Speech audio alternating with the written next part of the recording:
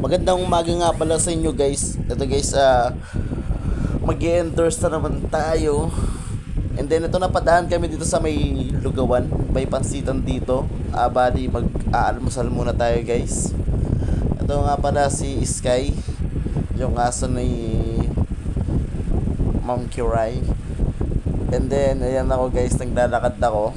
And then ito nga pala guys yung mga pansit Miggy na may itlog na may beef.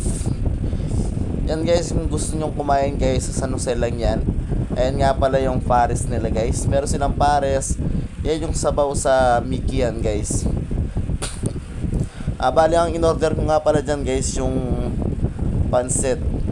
Halaga nun guys, 15 pesos. And then nag-order tayo ng 1 egg guys. Yan, mainit pa. Ayun nga pala si Madam, nakasuot siya ng weekend emojis, heart, and shades. Ayun yung mga kasama namin. Ayun yung paligid guys, may puko, may tricycle. And then ayan lang guys, malapit lang siya. And then ayan yung mga kasama namin. And then ito si Skybird. May tayong bunganga. Ito yung pansit ko guys, yung sabaw guys. Ayan o.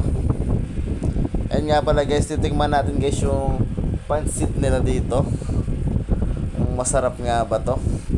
Ayan guys o. Ayan. Ayan o. I think ano naman siya guys, mga 8 siguro to, o 7 siguro to. Sa 10 of 10, 7. Then yung sabaw naman guys, ano naman siya, okay naman yung sabaw, masarap-sarap naman siya guys. Ayan, pinagalo-halo ko, umusok pa. Ayan guys, bali yung guhit ko sa kilay guys, dalawa yan. Pinaguhit ko nga pala yung kilay ko. And then yan, nagpakalbo na ako guys. Matagal na nga pala akong kalbo. Ayan guys, oh. Alright, paki-follow niya ako dyan. Paki-follow niyo naman ako guys.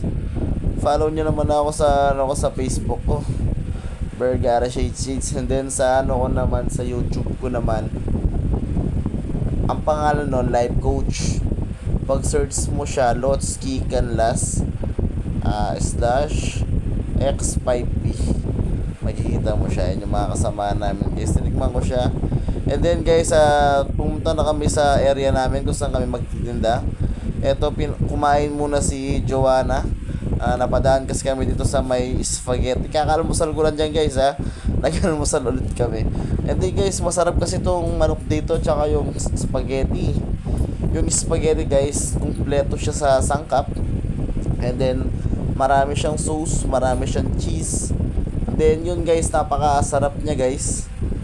And then yung tinikman ko siya guys, sabi naman ni Joanna, 8 daw.